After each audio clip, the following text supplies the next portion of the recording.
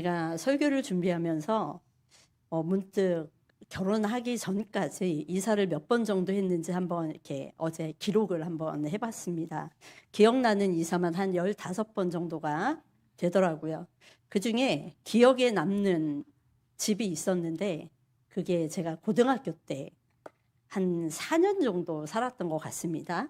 자, 부모님이 하루는 저를 데리고 이사한 곳을 데리고 갔는데 거기가 어디였냐면 모래내 시장에서 만수동에 오양산업입구라는 데가 있는데 거기를 이렇게 가로질러서 가는 그 중간쯤에 있었습니다.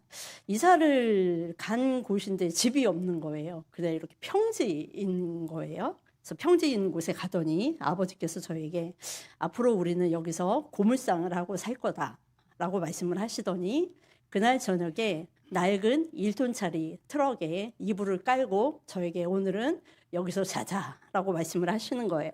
그래서 그날 저녁에 이제 엄마와 아빠와 저는 하늘을 이불 삼아 땅을 요 삼아 이제 누웠는데 밤에 하늘을 봤는데 얼마나 그 별빛이 초롱초롱하던지 그날의 그 감수성을 제가 아직도 잊을 수가 없습니다. 자, 그 다음 날입니다. 다음 날부터는 아빠가 이제 땅을 파기 시작을 합니다.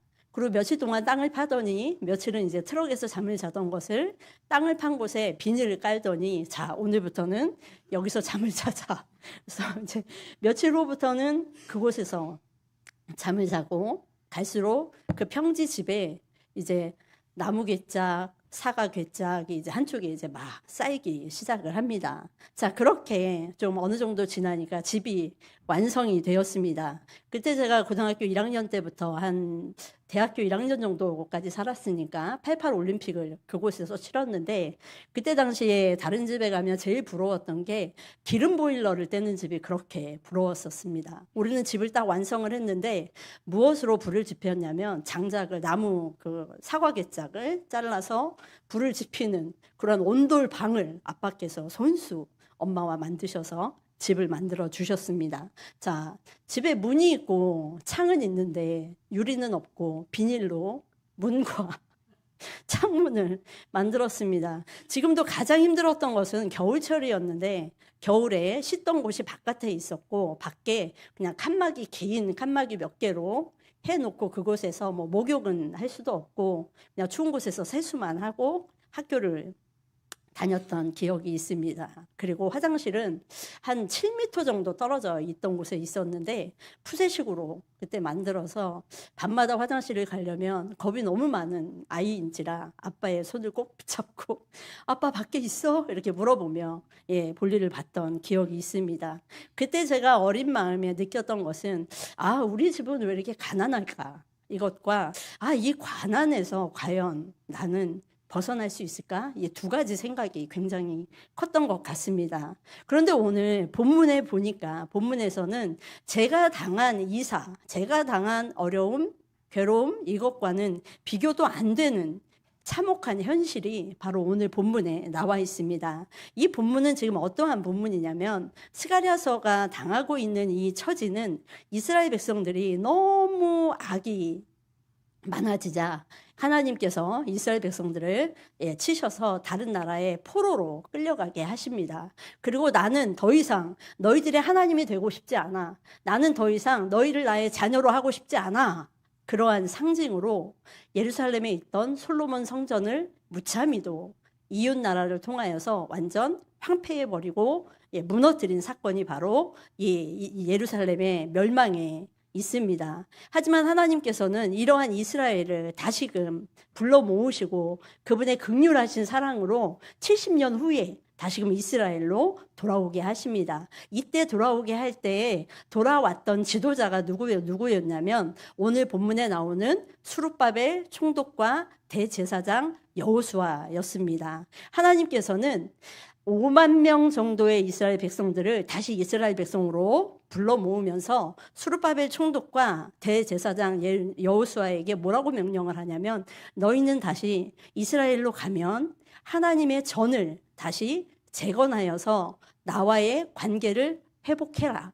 그러면 내가 너희들과 앞으로 나는 너희의 하나님이 되고 너희는 나의 백성이 된다는 그 언약의 백성을 내가 신실하게 지켜갈 것이다 라고 이야기를 했습니다. 자, 이래서 스룹바벨과 여호수아는 5만 명이 되는 사람들을 데리고 이스라엘로 왔습니다. 성전을 지으려고 보니 예전에 그 성전이 아니었고 그 나라가 아니었습니다. 성전은 너무나 황폐되어 있었고 땅은 너무나 황폐되어 있었고 그 땅에는 자기의 민족이 아닌 다른 혼혈 민족이 살고 있었고 사마리아 민족이 그곳에서 살고 있었습니다. 그래도 이 스룹바벨과 여호수아는 하나님의 명령에 따라 어떻게 해요? 삽질을 시작을 합니다. 성전을 짓기 시작을 하는 거죠. 왜요? 단순한 성전의 의미가 아니라 성전은 이스라엘 백성들에게 어떤 의미가 있어요? 나는 너희와 함께 하겠다. 그리고 너희는 나의 백성이다 라는 언약의 관계가 있기 때문에 성전을 꼭 지어야만 했습니다. 자, 그런데 성전을 짓고 얼마 되지 않아 주변에 있는 사람들의 핍박과 음모와 박해로 인하여서 성전을 더 이상 짓지 못하게 됩니다. 그리고 이스라엘 백성들은 성전을 더 이상 짓지 못하니까 각자 돌아가서 우리의 집을 먼저 짓자라고 해서 개인의 집들을 막 짓기 시작합니다. 그러면서 자기의 집들은 너무나 아름답고 호화로운데 하나님의 성전은 뒤로 한 채, 하나님의 백성인 것을 잊은 채 몇 년을 사냐면 16년을 그렇게 살아갑니다. 하나님께서는 이런 백성을 그냥 두지 아니하시죠. 기근과 가뭄으로 이스라엘 백성들에게 재앙을 내리시지만 이스라엘 백성들이 깨닫지 못합니다. 이러한 상황에서 하나님께서는 스룹바벨과 여호수아를 통하여서 이러한 생각을 하게 합니다. 과연 우리가 다시 회복될 수 있을까? 과연 하나님의 성전을 우리가 다시 지을 수 있을까? 하나님의 그 영광이 옛날처럼 우리 가운데 함께 하여서 성전을 짓고 하나님의 영광이 우리 가운데 임할 수 있을까? 이 가난과 핍박과 혹독한 이 세상 속에서 벗어날 수 있을까? 라고 스룹바벨과 여호수아는 생각을 했을 것입니다. 우리 성도님들은 어떠신가요? 이렇게 가난 속에서 벗어날 수 있을까? 어려움 가운데서 벗어날 수 있을까라고 살아온 긴 세월이 혹시 있으신가요? 아니면 지금 현재가 그렇게 너무나 참혹한 그런 시대에 살고 계시나요? 그렇다면 오늘 말씀을 한번 잘 귀 기울여 보시기 바랍니다. 소망의 말씀, 격려의 말씀, 위로의 말씀이 오늘 가운데에 있기 때문입니다. 스가랴서에는 총 8개의 환상이 보여져 있습니다. 이 환상은 하나님께서 이렇게 지쳐있고 이렇게 정체성이 없는 이스라엘 백성들에게 다시 한번 일으켜 세우고 다시 한번 하나님의 성전을 짓도록, 그래서 내가 너희와의 관계를 회복할 거야. 그 다음에 또 하나는 성전을 지음으로 내가 너희들과의 관계를 회복하고, 또 하나는 미래에 내가 메시아를 보내줄 건데 그 메시아를 통하여서 새로운 나라가 회복되고 새로운 나라를 다스리게 할 거야 라는 두 가지 소망을 주기 위해서 스가랴서를 기록을 합니다. 그래서 오늘 우리는 스가랴서에 나오는 5번째 환상을 통하여서 하나님께서 이스라엘 백성의 성전 건축을 어떻게 회복시키시고, 또 우리에게 메시아이신 그분, 이따 제가 답을 말씀드릴 텐데 이미 다 알고 계시죠? 그분을 우리 가운데 어떻게 보내주셔서 우리의 삶 가운데 역동적으로 일하시는지 오늘 말씀을 3가지를 통해서 살펴보려고 합니다. 첫 번째는 순금 등잔대는 무엇인가? 두 번째는 두 감람나무는 무엇인가? 세 번째, 순금 등잔대와 두 감람나무를 이어주는 그 능력은 무엇인가? 오늘 3가지를 한번 살펴보려고 합니다. 제가 사진을 하나 가지고 왔습니다. 이것은 바로 뭐냐면 성경 성소에 나와 있는 등잔대의 사진입니다. 네, 보시면 중심에 하나, 중심의 가운데에 있고 양옆으로 가지처럼 이렇게 펼쳐져 있어서 6개의 가지로 되어 있는 것이 바로 이 성경에서 말하는 성소 안에 들어있는 메노라라고 불리우는 순금 등잔대입니다. 이 순금은 전체가 금 1달란트로 만들었거든요.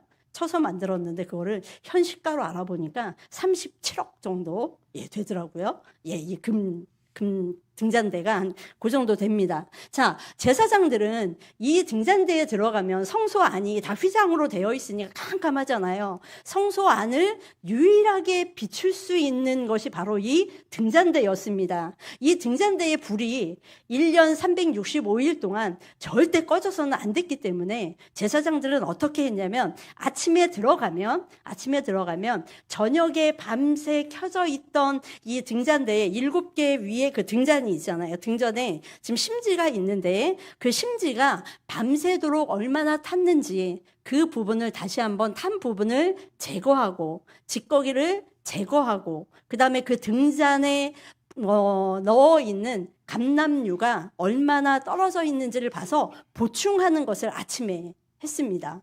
그리고 저녁이 되면 다시 들어가서 심지를 갈아 끼우고 그 등잔대에 또 부족한 기름을 보충해서 저녁에 환하게 불을 켜는 것을 아침에 한 번, 저녁에 한 번 그렇게 해서 이 등잔대의 불이 1년 내내 꺼지지 않도록 했습니다. 그 의미는 뭐였냐면 하나님께서 이 등잔대의 불이 켜짐으로 인해서 이스라엘 백성들을 항상 지켜보시고 항상 지키시고 또한 이 등잔대의 맞은편에는 뭐가 있었죠? 떡상이 있었잖아요. 진설병의 떡상이 6개 도합해서 12개의 떡상이 있었는데 이 떡상을 날마다 비추면서 이스라엘 백성들을 내가 너희를 비추고 지키고 있다라는 영적인 그러한 상징을 우리에게 보여주고 있습니다. 자, 그런데 오늘 본문에 나오는 순금 등잔대의 환상은 좀 다릅니다.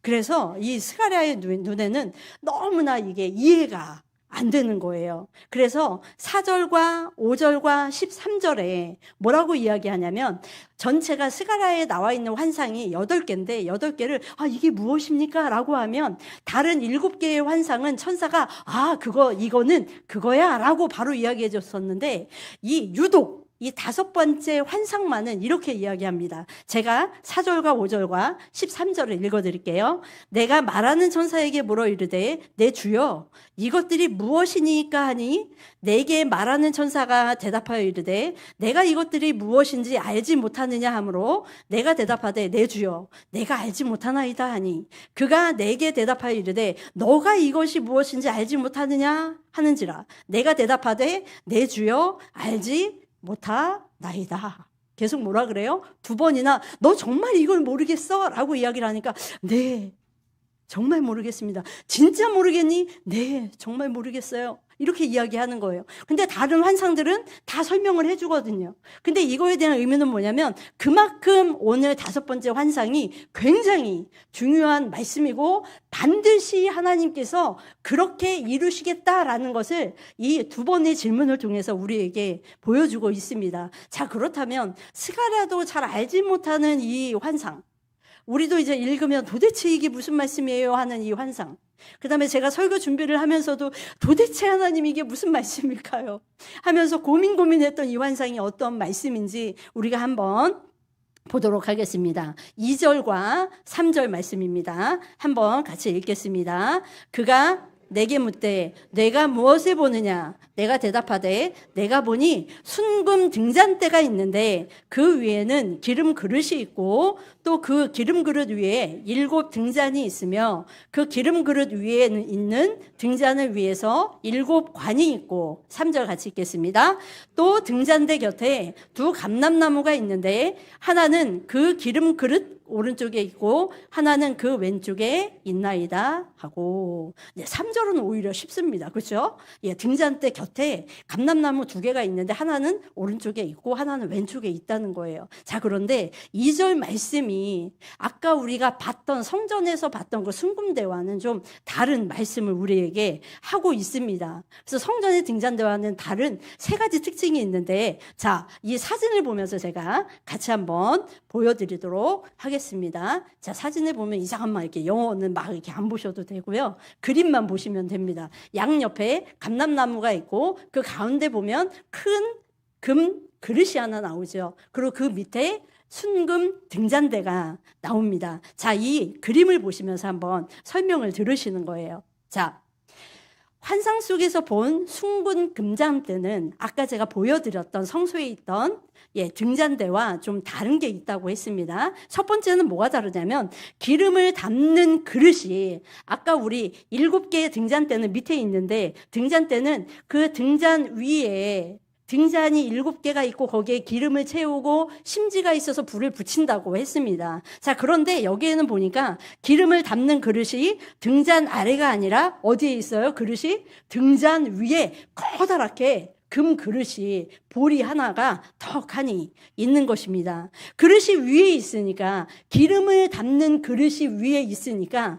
기름을 밑에서 심지에서 위로 끌어올려서 불빛을 내는 것이 아니라 기름을 어떻게 해요? 위에서 밑으로 공급시키는 그러한 방식의 환상을 하나님께서 보여주시는 겁니다. 자, 두 번째로는 뭐냐면 기름을 붓는 그릇과 등잔을 연결시키는 관이 지금 여기 그림에는 하나씩 연결되어 있는데 성경 원문에 보면 뭐라고 써 있냐면 쉐부와 배 쉐부와 7 그리고 7 이렇게 쓰여져 있거든요. 이것은 두 가지 뜻이 좀 가능합니다. 뭐냐면 숫자가 배라는 접속사하고 같이 붙어 있으면 이것은 강조의 의미도 있는데 다른 하나는 곱하기 2라는 뜻이 있습니다. 자, 그러면 7 곱하기 7이니까 몇 개예요? 네, 49개의 관이 지금 이제 여기에는 그림상 7개의 관이 나와 있는데 위에 있는 기름 그릇에서 밑에 있는 등잔으로 몇 개의 관이 하나당 7개의 관씩 49개의 관이 밑으로 쫙쫙 흘러내린다는 겁니다. 자, 다시 말하면 이게 그냥 강조의 뜻이 있어서 7개의 관이 내려오든 아니면 성경의 원문에 쓰여져 있는 것처럼 7 곱하기 7의 의미가 있어서 한 관당 7개의 관씩해서 49개의 관이 내려오든 두 개 다 가르치는 거는 뭐냐면 위에서부터 내려오는 그 관은 막힐 이유가 없이 밑에서 심지에서 올라오는 거는 심지가 타들어가거나 심지가 그 관에 빠져버리면 그 기름이 타오르지 않지만 위에서 49개의 관으로 쫙쫙 내려오는 이 기름은 이것은 나중에 뒷말씀에 보면 뭐라고 써있냐면 금기름이라고 써있거든요. 감람나무에서 나오는 그 기름이 금과 같이 온전하게 하나님께서 위에서부터 쏟아 붓는데 이것은 어떻게 해요? 막힐 이유도 없이 콸콸콸콸 기름이 흘러내리겠다라는 것입니다. 자, 그 다음에 세 번째, 기름의 공급이 되는 방식이 굉장히 특이합니다. 아까 우리가 성전에서 봤던 그 금관은 저 밑에 있는데 그것은 어떻게 되냐면 감람나무 올리브 기름을 빻아서 그것을 짜서 거기에 나오는 맑은 기름을 가지고 제사장에 들어가서 그 등잔에 넣어서 그것으로 심지에 태워서 불을 세웁니다. 그런데 오늘은 보니까 이 말씀에 보니까 감람나무가 어떻게 해요? 양옆에 2개가 함께 연결이 돼서 어디로요? 큰 금 그릇으로 감람나무에 있는 기름이 그 가운데 모여서 그 기름으로 49개의 관으로 하나님께서 밑에 있는 등잔에 부어주시겠다라는 것입니다. 자, 그렇다면 이 말씀은 도대체 어떠한 말씀일까요? 자, 그것을 이제 지금부터 우리가 한번 설명을 해보려고 합니다. 하나님께서는 스가랴를 통해서 지금 이렇게 말씀하시는 겁니다. 지금 수룹바벨과 여호수아가 어떻게 됐어요? 성전을 짓다가 지금 몇 년이 16년이 멈춰져 있는 상태잖아요. 사람들의 방해와 사마리아 사람들이 죽일 거야. 너 하면은 우리가 어떻게 할 거야. 이러니까 날마다 협박 속에서 못하고 있는데 이러한 것을 보면서 스가랴를 통해서 하나님께서는 이렇게 말씀하고 계시는 겁니다. 너희는 지금 성전을 짓고 있다. 짓고 엄밀히 말하면 성전을 짓다가 지금 어떻게 됐어요?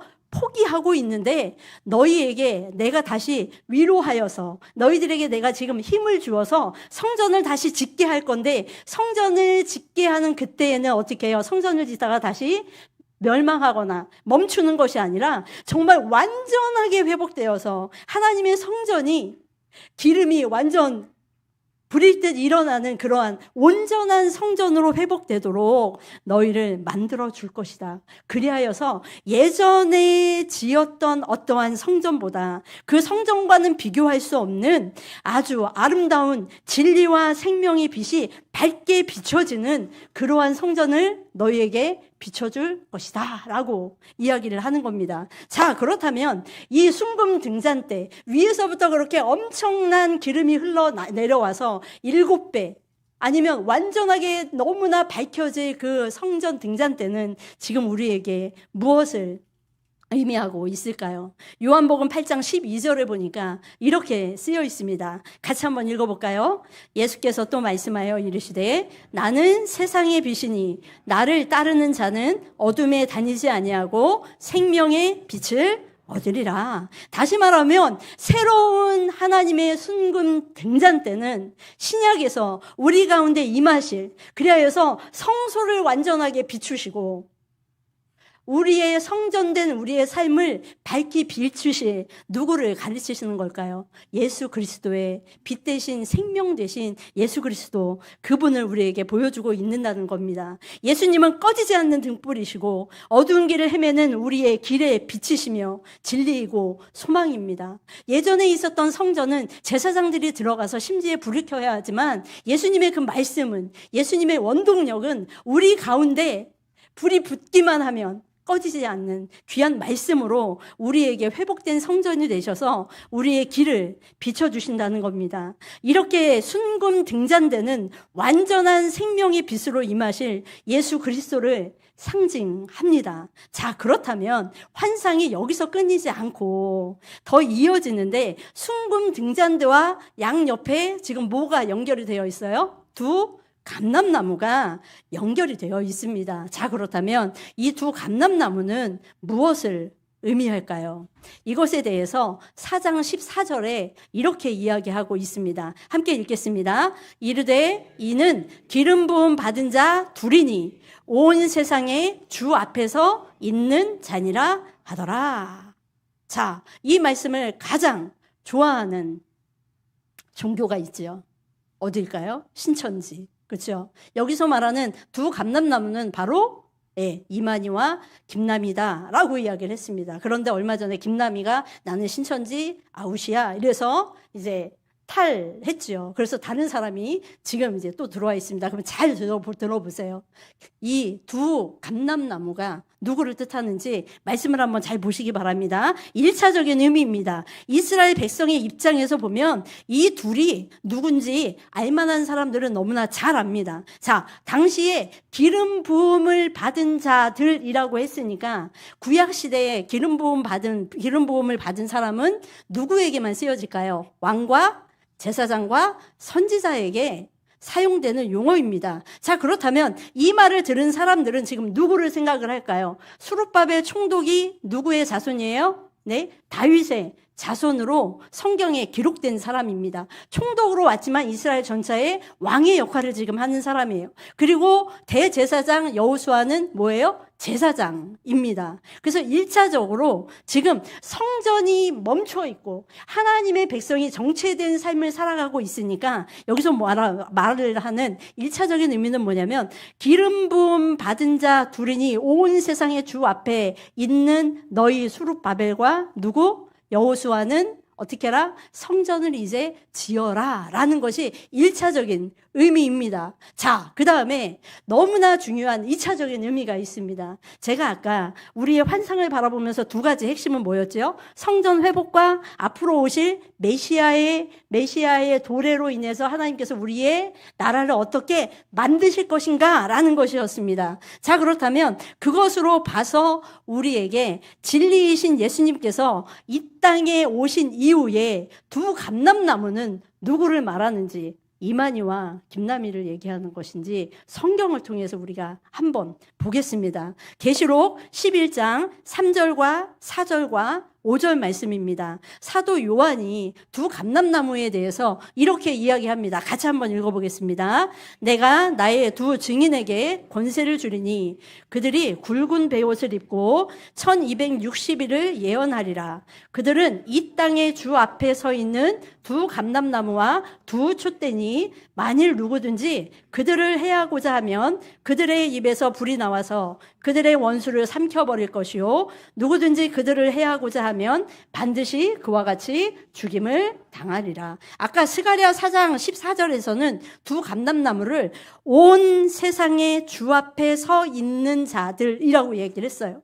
근데 오늘 계시록에서는 보니까 이 두 증인을 설명할 때, 두 감람나무를 설명할 때 이 땅의 주 앞에 서 있는 이라고 이야기합니다. 그러니까 어떻게 의미가 지금 똑같아요. 자, 그렇다면 이 땅의 주 앞에 서 있는 자들, 1차적인 의미로는 스룹바벨과 여호수아지만 2차적으로 예수님이 오시는 시대 이후에 하나님의 말씀의 복음을 증거하며 하나님의 복음을 가지고 증거하다가 핍박받는 그 증인, 두 증인은 누구일까요?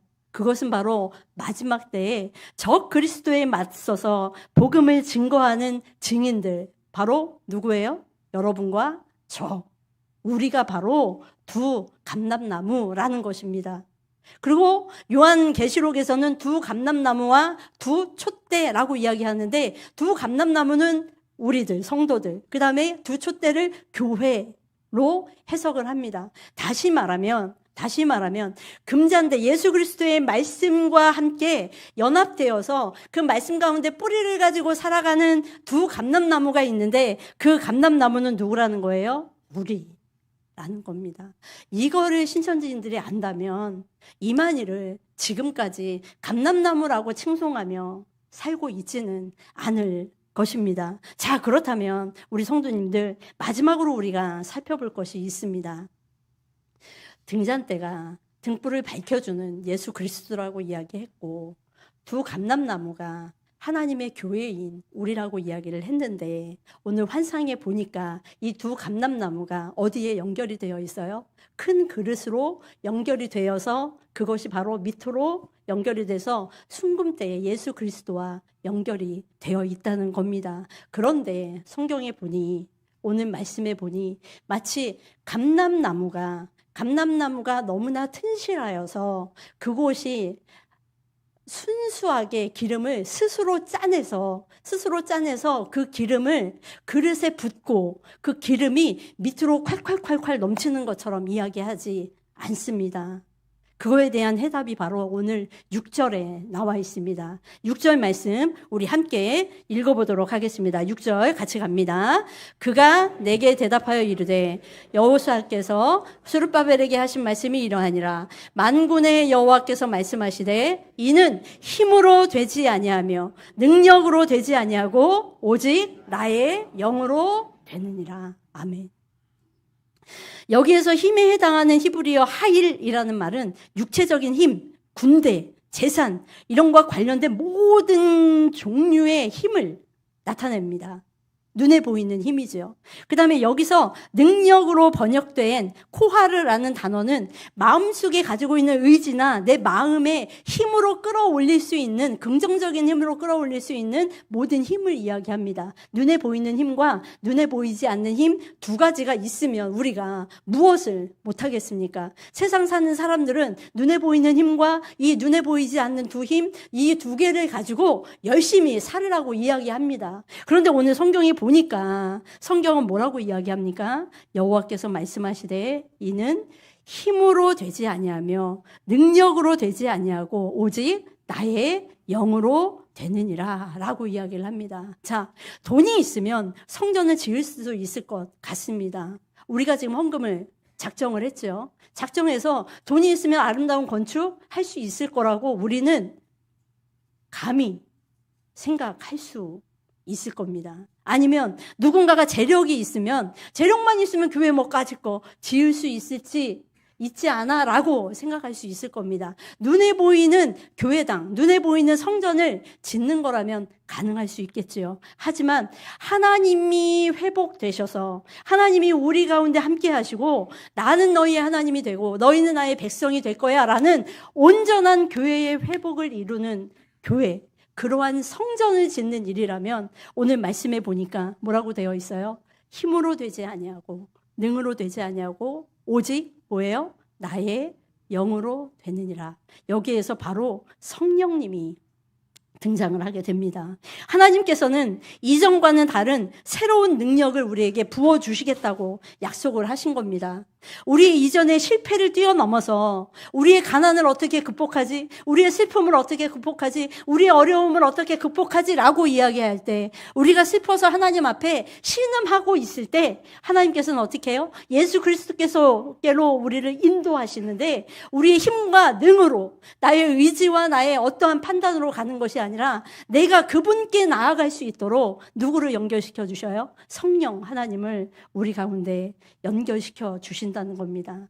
이렇게 성령님께서 감람나무인 우리가 예수 그리스도와 연결될 때 어떠한 놀라운 일이 벌어지는지 그것을 스가랴 선지자는 7절에서 이렇게 이야기합니다. 같이 한번 읽어볼까요? 큰 산아 내가 무엇이냐? 내가 수줍바발 앞에서 평지가 되리라. 그가 머릿돌을 내놓을 때에 무리가 외치기를 은총이 그에게 있을지어다 하리라 하셨고, 수룹바벨이 맨 처음에 바라볼 때는 너무나 황폐되어 있고 아무것도 없는 그러한 곳이지만 힘이 아니고 능이 아니라 하나님께서 함께 하셔서 수룹바벨과 함께 하면 그 큰 산, 남들이 너넨 짓지 못할 거야 라고 핍박했던 그 큰 산, 너가 어떻게 감히 이런 성전을 지어 라고 업신여겼던 그 큰 산, 너가 뭔데 하나님이 믿어라고 우리 주변에서 우리를 업신여기며 우리를 핍박했던 그 큰 산들을 하나님께서는 뭐로 만드시겠다고 해요? 평지가 되게 하시겠다라고 합니다. 그리고 맨 마지막에 성전을 만들고 성전을 짓고 맨 마지막에 올리는 그 머릿돌을 딱 올렸을 때에는 마지막에 다림줄을 가지고 성전을 다 짓고 성전을 완공했을 그때에는 모든 백성들이 한 소리로 뭐라고 외쳐요? 은총이 그에게 있을지어다. 모든 것이 다 누구의 은혜라는 거예요? 하나님의 은혜라는 것입니다. 이제 말씀을 마무리하겠습니다. 예수 그리스도가 이 땅에 오심으로 진리와 생명의 빛이 이전과는 비교할 수 없을 정도로 우리에게 밝게 빛나고 있습니다. 그리고 그러한 예수님께서 구약의 성전에 모든 것들을 이루시고 진정한 성전이 되셔서 십자가에 못 박혀 돌아가시고 우리에게 또한 그 성전됨을 우리의 마음 가운데 성령님을 통하여서 주셨습니다. 그래서 우리로 하여금 어떻게 해요? 우리 가운데 있는 성전의 힘이, 우리 가운데 있는 밝은 빛이 이제는 예수님과 함께 연합되어서 함께 흘러나가기를 원하십니다. 그런데 여기서 잊지 말아야 되는 한 가지가 있습니다. 이 흘러넘치는 모든 원동력은 나의 힘이 아니라, 나의 재력이 아니라, 나의 학력이 아니라, 나의 어떠한 모든 것이 아니라 누가 계셔야지만이 능하시다는 거예요.